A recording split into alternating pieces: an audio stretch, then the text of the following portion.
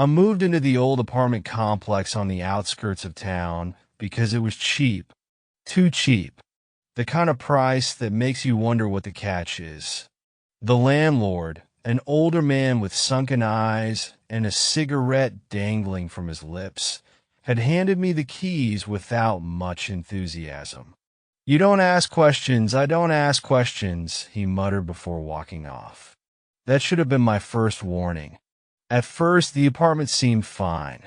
The walls were stained yellow from years of cigarette smoke, and the floor creaked in places, but I didn't mind. It was home, at least for now. The neighbors were quiet, almost too quiet.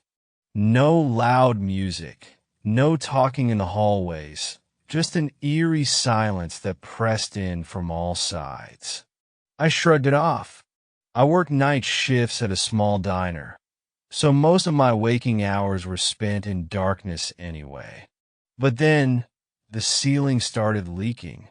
At first, I thought it was water. Small, dark droplets splattered onto the old hardwood floor in my bedroom. The color was off, though. It was thick, dark red. Blood. I stood there, staring at the crimson droplets, my mind struggling to make sense of it. Maybe it was just rust from the pipes? Old plumbing could make water look strange, right? I tried to convince myself of that, but deep down I knew better. The smell was metallic, heavy in the air. I dragged my mattress to the opposite side of the room, hoping to ignore it until morning. But sleep didn't come easily. I kept staring at the spot on the ceiling where the drops were forming, pooling, and then falling. Slow, deliberate. By morning, the stain had grown. I went upstairs to complain to whoever lived above me. The door was slightly ajar. A sick feeling curled in my stomach as I knocked. No answer. Pushing the door open, I was hit by an overwhelming stench, something rotten, festering. The apartment was dark, the curtains drawn tight. As I stepped inside, the floorboards groaned beneath my weight. The place was a mess. Rotten food, dirty dishes, and overturned chair. And then I saw it. The ceiling, their floor, was soaked with blood. It had seeped through, creating a large, pulsating stain. In the center of the room was a bed, and on that bed lay something covered by a thin, moth-eaten sheet. The shape was unmistakable, human.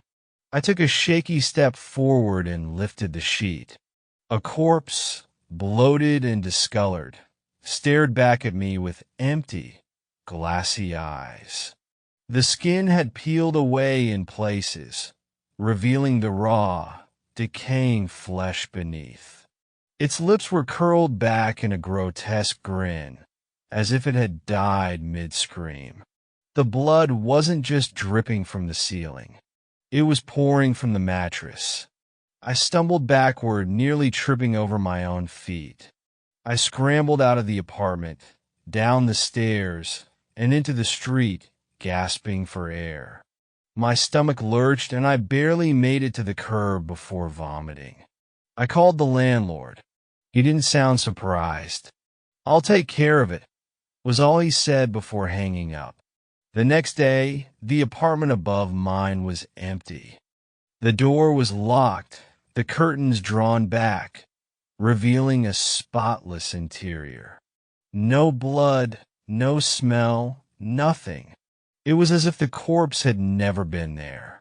But at night, the dripping returned. I laid in bed, my eyes locked on the ceiling as the rhythmic plop, plop, plop continued. The stain was back, darker than before. The metallic scent of blood filled the air. My breathing became shallow, my chest tightening with fear. I couldn't stay there. I packed a small bag and booked a room at a cheap motel across town. I didn't care about the cost, I just needed to be away from that place. But the nightmare wasn't over. That night, I woke up to a familiar sound. Plop, plop, plop. I turned my head slowly toward the ceiling. My stomach twisted into knots. A fresh, dark stain was spreading above me. Blood. It had followed me. Here's part. Blood had followed me. I sat up in bed, my body trembling, my breath shallow. My mind screamed at me to run, but my body felt frozen, locked in place as I stared at the ever-growing stain on the motel ceiling. The same deep, dark red. The same plop. Plop. Plop. Thick, slow drops forming in the center and falling onto the mattress beside me. The stench of iron and decay filled the air. This wasn't possible. The motel was across town, miles from the apartment. And yet, the blood was here, spreading across the ceiling like a grotesque, breathing wound. Shaking, I scrambled off the bed, nearly tripping over my own feet as I grabbed my phone. I needed proof, something to convince myself I wasn't going insane. My hands trembled as I opened the camera and aimed it at the ceiling. Click! The flash lit up the room for a second, and that's when I saw it. Not just the blood, but something else. A shadow shifting beneath the stain. Something moving within the ceiling, as though the structure itself had become flesh. A mass of twisting limbs, a hollow face pushing through, its mouth open wide in a silent scream. I dropped the phone. The moment the screen hit the floor, the lights flickered. The room went dark, swallowed by something unnatural, something cold. A shiver crawled up my spine as a whisper slithered through the darkness. You let it in. I spun toward the door, my heart hammering against my ribs. The room felt smaller, suffocating. A wet sound filled the silence, like something peeling itself free from the walls. I ran. Didn't stop to grab my things, didn't care about my phone, I just bolted. I tore the door open and stumbled into the dimly lit motel hallway. My breath came in ragged gasps as I turned back toward the room. The door was still open, but the room was empty. No blood. No stain. No thing. My pulse thundered in my ears as I stood there, staring into the silent room that had, seconds ago, been drenched in something unnatural. I wasn't crazy. I knew what I had seen. I knew what I had heard. But I also knew with absolute certainty that whatever this was, it wasn't just attached to that apartment. It was attached to me. The next morning, I went back to the apartment to grab my things. I was done.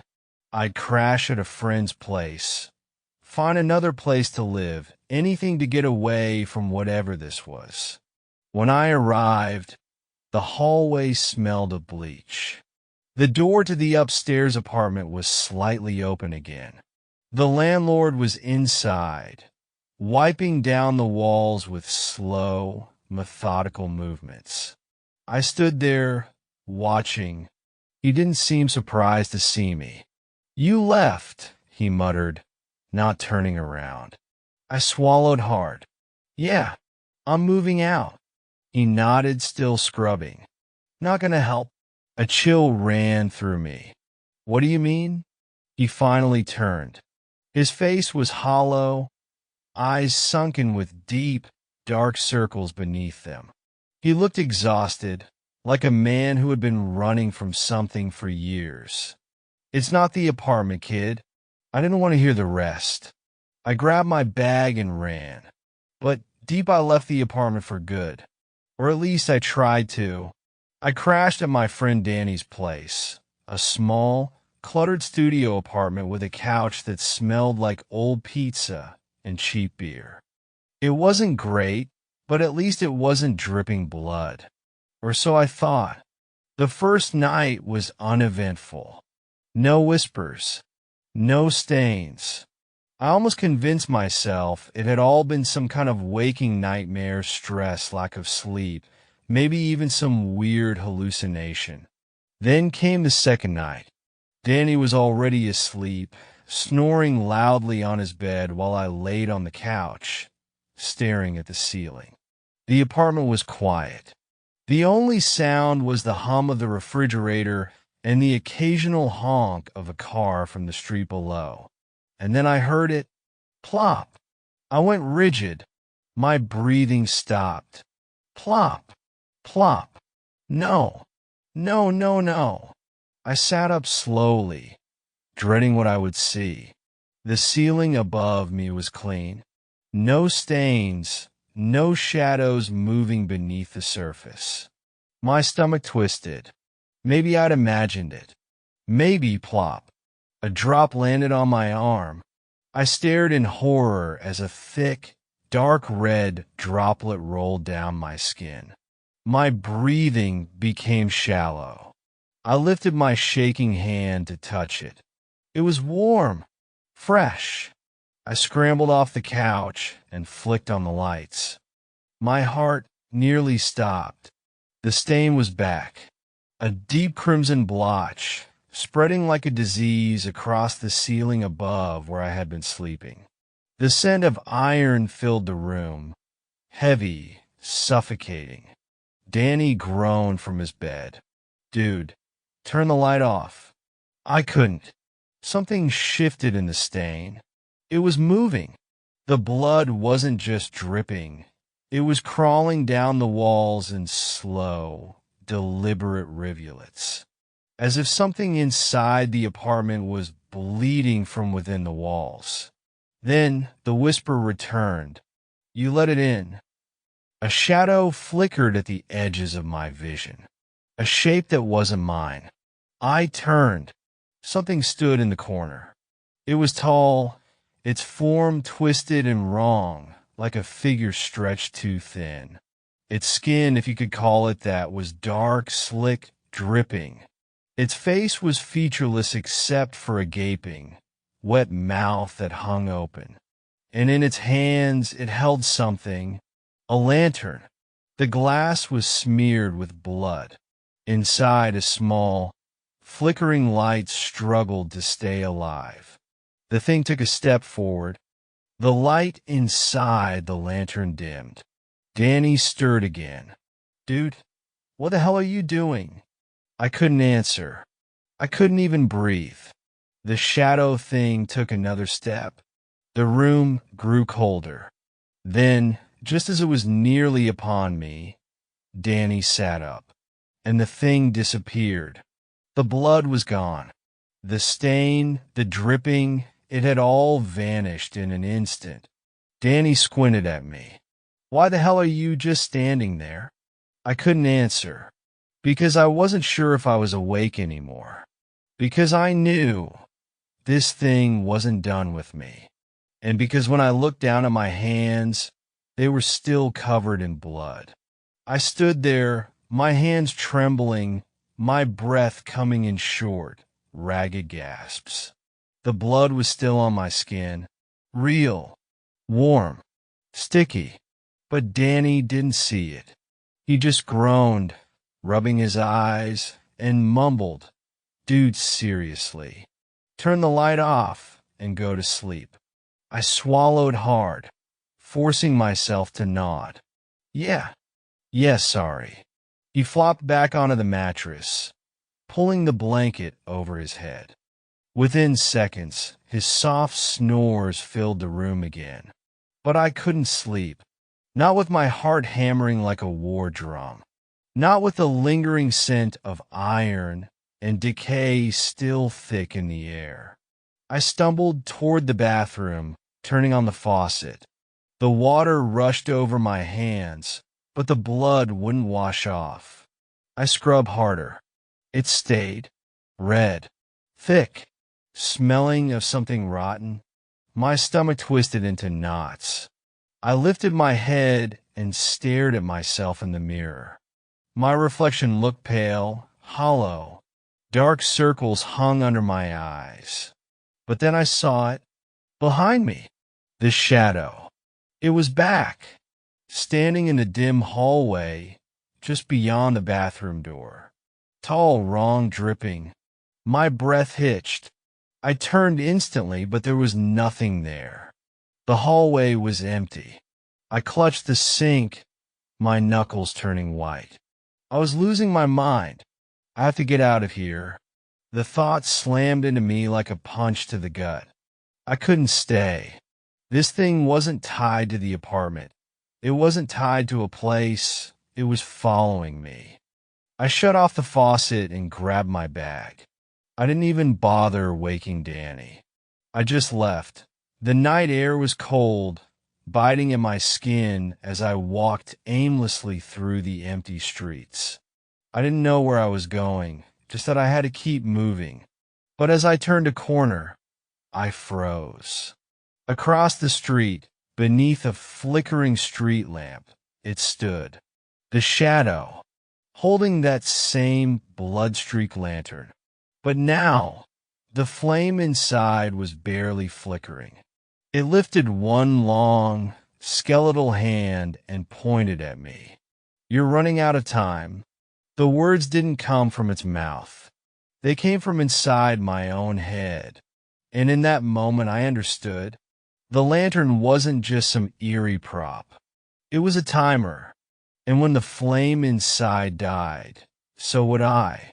The shadow stood beneath the flickering street lamp, its dripping form motionless, except for the slow, steady drip of blood onto the pavement. And in its hands, that cursed lantern. The flame inside flickered weakly, as if struggling to stay alive. I took a shaky step backward. "What do you want?" My voice was barely a whisper. The thing didn't move. It just kept pointing at me with its long, bony fingers. The lantern's flame dimmed even further. Panic surged through my chest. I didn't know what would happen if it went out, but I knew I didn't want to find out. I turned and ran. I sprinted through the streets, not caring where I was going, only that I needed distance between me and that thing. I could still hear it. The faint, wet footsteps behind me. The steady plop, plop, plop of blood hitting the pavement. I didn't dare look back. I ran until my lungs burned, until my legs threatened to give out beneath me. I didn't stop until I reached the one place I swore I'd never return to, my old apartment. I hesitated at the door. The key felt ice cold in my hand. But what choice did I have? If this thing was following me, if it was tied to me instead of the place, then maybe something inside could give me answers. I unlocked the door and stepped inside. The apartment was exactly how I had left it, except for one thing, the ceiling. The stain was back, darker, bigger. It was spreading, stretching across the entire ceiling like some rotting, infected wound. And the smell, the stench of decay, of something dead, something old. I covered my nose, fighting back the urge to gag. Then, from somewhere deep inside the apartment, I heard it, a voice. "You let it in." My blood ran cold. I turned to run, but the door slammed shut behind me. I wasn't alone. And then, from above me, the ceiling cracked open, and something fell out. A body. A rotting, decomposed corpse. It hit the floor with a sickening thud. I stumbled backward, a scream caught in my throat. The corpse was twisted, its face unrecognizable, but there was something in its hands.